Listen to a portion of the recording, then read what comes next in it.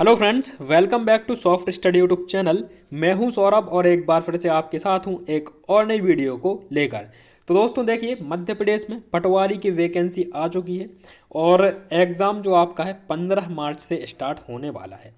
15 मार्च से exam start होगा तो अभी तैयारी करने के लिए लगभग मात्र 3 महीने का समय ही है। दिसंबर, जनवरी और फरवरी, मात्र दोस्तों 3 महीने के समय में आप पटवारी की तैयारी कैसे कर सकते हैं, बेस्ट स्ट्रेटजी क्या रहनी चाहिए ताकि आप इन 3 महीनों में बहुत ही अच्छे तरीके से पटवारी की तैयारी कर पाएँ और एग्ज़ाम को क्वालिफाई कर पाएँ और अपना जो सरकारी भर्ती का सपना है उसे साकार कर पाएँ। इस वीडियो में दोस्तों हम बात करेंगे पटवारी की तैयारी कैसे करें, इसकी बेस्ट स्ट्रेटजी क्या रहेगी। और अभी देखिए, एग्ज़ाम के लिए लगभग 3 साढ़े 3 महीने का समय है, लेकिन अभी से बहुत सारे कैंडिडेट कट ऑफ के बारे में कमेंट करने लगे हैं, पूछने लगे हैं कट ऑफ इसकी क्या रह सकती है। तो इस वीडियो में मैं आपको कट ऑफ भी बताऊंगा, एक सेफ जोन क्या रह सकता है, जो यदि आप कितने नंबर आते हैं तो आप एक सेफ जोन में रहेंगे और एग्ज़ाम को क्वालिफाई करने के चांसेस रहेंगे। ठीक है, तो दोस्तों इन सभी टॉपिक्स पर इस वीडियो में हम चर्चा करेंगे। यदि वीडियो पसंद आती है तो लाइक करें, शेयर करें और चैनल पर नए हैं तो सब्सक्राइब करके नोटिफिकेशन बेल को भी प्रेस करना ना भूलें ताकि यहां पर अपलोड की गई नेक्स्ट वीडियो की नोटिफिकेशन आपको सबसे पहले मिल जाए। तो दोस्तों वीडियो में आगे बढ़ने से पहले मैं आपको बताना चाहता हूँ एमपी पटवारी के बेस्ट वीडियो कोर्स के बारे में जो उपलब्ध है परीक्षा ऐप पर। परीक्षा ऐप पर इस वीडियो कोर्स के माध्यम से आप घर बैठे ही एमपी पटवारी की सर्वश्रेष्ठ तैयारी कर सकते हैं।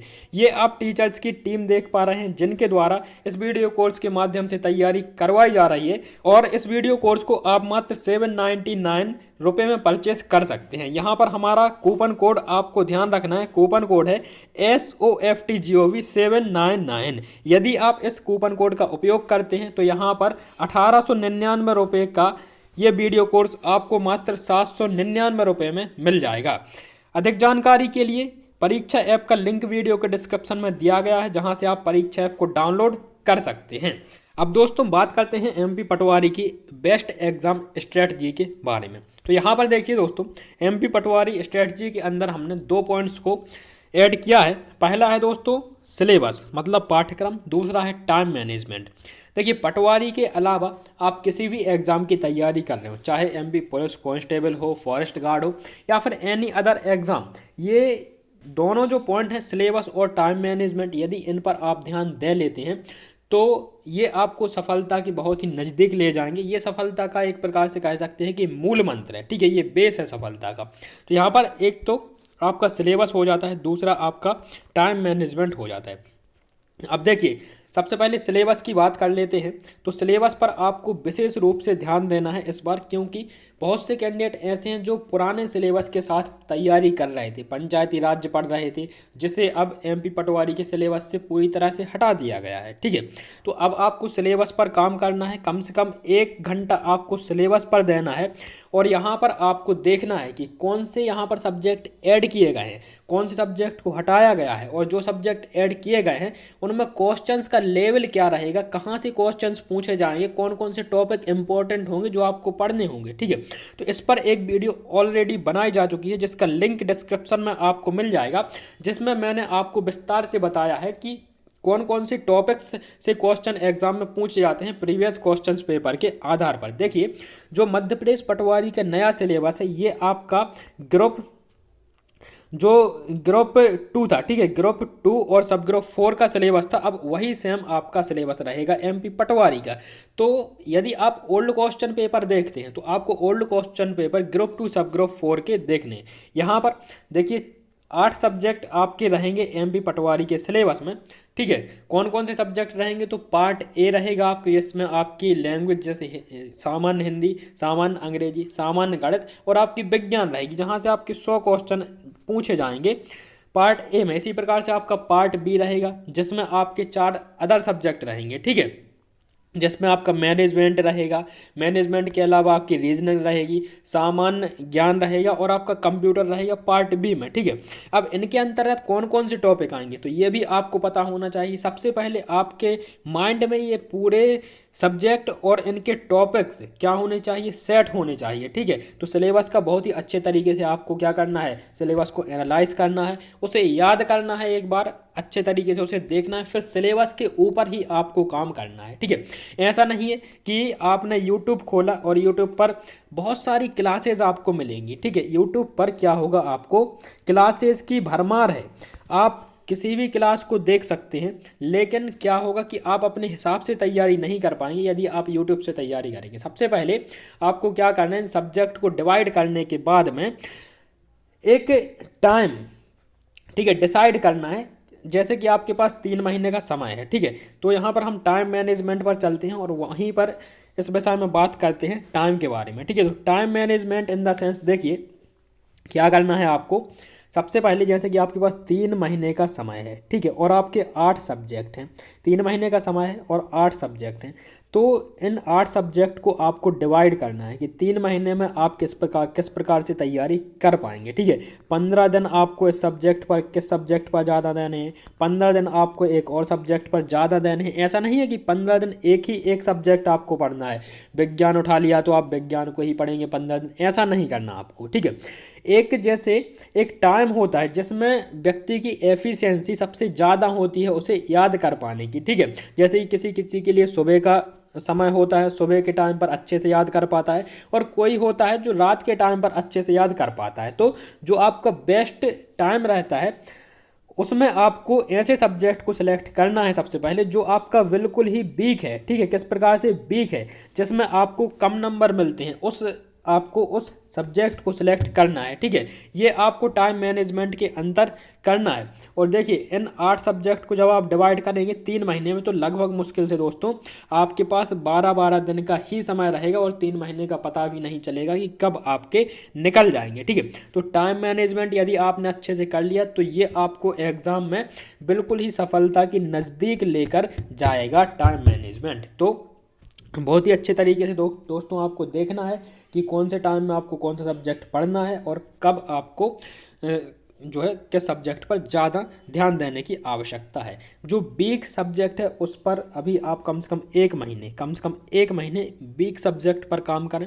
और देखिए कुछ स्ट्रेंथ होती हैं, कुछ वीकनेस होती हैं, जैसे कि कुछ लोगों की मैथ स्ट्रेंथ है, कुछ लोगों का कंप्यूटर में सिंपल होता है, कुछ लोगों का कंप्यूटर स्ट्रेंथ है। तो ये जो सरल सब्जेक्ट हैं इनकी आपको प्रैक्टिस तो रेगुलर करनी है, लेकिन इन्हें आप बाद में पढ़ेंगे तो ज़्यादा अच्छा रहेगा। फिलहाल आपके वीक सब्जेक्ट पर ध्यान देना है आपको। ठीक है, तो ये करना है आपको टाइम मैनेजमेंट के अंदर। ठीक है, और कम से कम पढ़ाई यदि आप करते हैं तो आपको कम से कम दिन में 8 घंटे का समय देना होगा, तभी आप तैयारी कर सकते हैं। ठीक है, कम से कम 8 घंटे का समय दें, 8 घंटे आप पढ़ाई करें इसकी। ठीक है, इसके अलावा दोस्तों क्या करना है, आपको कंसिस्टेंसी रखनी है, रेगुलर वर्क करना है। ठीक है, आपको क्या करना है, रेगुलर पढ़ना है। यदि आप ऐसा करते हैं कि एक दिन पढ़ लिया, एक दिन छोड़ दिया, एक दिन पढ़ लिया, फिर एक दिन छोड़ दिया, तो उससे आपको बेनिफिट नहीं होगा। ठीक है, आपको रेगुलर पढ़ना है और सबसे पहले लक्ष्य निर्धारित करने हैं। क्या करना है दोस्तों, लक्ष्य निर्धारित करने हैं।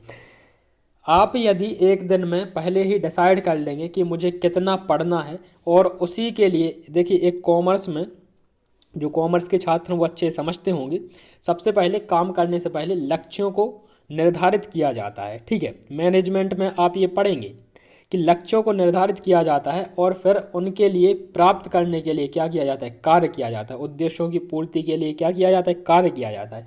तो पहले आपको लक्ष्य निर्धारित भी कर लेना है। ठीक है, और उसे एक दिन में आपको क्या करना है, अचीव करना है और रेगुलर पढ़ाई करनी है। और छोटे छोटे सबसे पहले मान के चलिए आपको 30 मिनट पढ़ना है। ठीक है, रेगुलर नहीं पढ़ना है। रेगुलर यदि आप सोचेंगे कि 3 घंटे आप रेगुलर पढ़ाई कर लेंगे तो 3 घंटे आप रेगुलर नहीं कर पाएंगे। यहाँ से क्या होगा, उल्टा आपका मोटिवेशन ही कम होगा। ठीक है, तो आपको 30 मिनट का लक्ष्य बनाना है, 30 मिनट आपको पढ़ना है। उसके बाद में आप देखेंगे तो आपको कॉन्फिडेंस आएगा। जब आप 30 मिनट बैठ कर पढ़ाई करेंगे तो कॉन्फिडेंस आएगा कि हाँ यार मैंने 30 मिनट बैठ के पढ़ाई कर लिए, तो और आपका क्या है, आप पढ़ने के लिए और भी ज़्यादा मोटिवेट होंगे। ठीक है, और आपको मोटिवेट रहना है क्योंकि 3 महीने का समय है। तो 3 महीने का समय में एक अगला जो पॉइंट है वो क्या है, मोटिवेशन है। ठीक है, मोटिवेशन जो अगला पॉइंट है, 3 महीने के समय में बहुत सारा समय ऐसा रहेगा, बहुत सारे दिन ऐसे रहेंगे जब आपकी पढ़ने की इच्छा नहीं होगी, पढ़ने का मन नहीं होगा, लेकिन आपको उसी समय में पढ़ना है। उस चैलेंज को क्या करना है, उस चैलेंज को आपको एक्सेप्ट करना है। जब आपका पढ़ने का मन नहीं हो तभी आपको स्वयं के लिए एक चैलेंज करना है कि अब मैं अब भी पढ़ूंगा, जब मन नहीं है तब भी पढ़ूंगा, ठीक है। तभी आप ऐसा करेंगे, तभी आप 3 महीने में एमपी पटवारी के और भी किसी भी एग्ज़ाम की तैयारी कर रहे हैं तो उसे आप क्या कर पाएंगे, क्रैक कर पाएंगे, ठीक है। अब दोस्तों यहाँ पर ये तो होगा हमारा पाठ्यक्रम और टाइम मैनेजमेंट और मोटिवेशन, ये तीनों पॉइंट आपको ध्यान रखें और तीनों पर कार्य करना है और साथ ही साथ इन तीनों को ध्यान में रख के आपको पढ़ाई करनी है, ठीक है। अब दोस्तों यहाँ पर आ जाती है कट ऑफ। जो कट ऑफ है, कट ऑफ कितनी रह सकती है, तो देखिए कट ऑफ की यदि हम बात करते हैं तो इसमें भी एक तो आपका क्या हो गया है, सिलेबस चेंज हो गया है, सिलेबस चेंज हो गया है। पहले आपका 100 क्वेश्चंस पूछे जाते, 100 नंबर्स के रहते थे, आपकी इंग्लिश नहीं रहती थी, ठीक है, उस समय। और अब 2-3 सब्जेक्ट और एक्स्ट्रा हैं, ठीक है। पहले 5 सब्जेक्ट रहते थे, अब 8 सब्जेक्ट हैं, तो थोड़ा सा इसका अफेक्ट होगा आपकी कट ऑफ के ऊपर। 2017 में जो रही थी लगभग 80+ रही थी, ठीक है। और अभी वैकेंसी कम है 2017 से और सिलेबस ज़्यादा है 2017 से, 200 नंबर हैं आपके, ठीक है। फॉर्म उतने ही डलेंगे, लगभग दोस्तों 10 लाख से 12 लाख फॉर्म डालने की संभावना है एमपी पटवारी के अंदर। तो इतने फॉर्म डालेंगे और कट ऑफ रहती है आपकी डिस्ट्रिक्ट वाइज रहती है, ठीक है। तो ये सभी जो पॉइंट होते हैं सभी मिलकर कार्य करते हैं जब एक कट ऑफ का निर्धारण हो पाता है।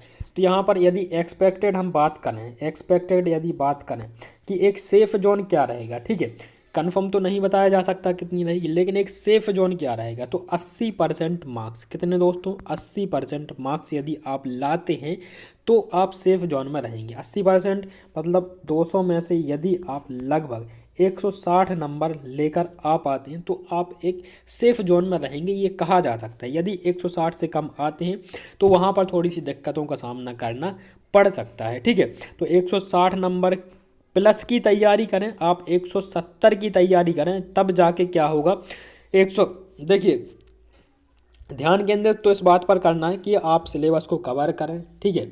इसके बाद में जो टॉपिक्स हैं उनको अच्छे तरीके से पढ़ें, ठीक है।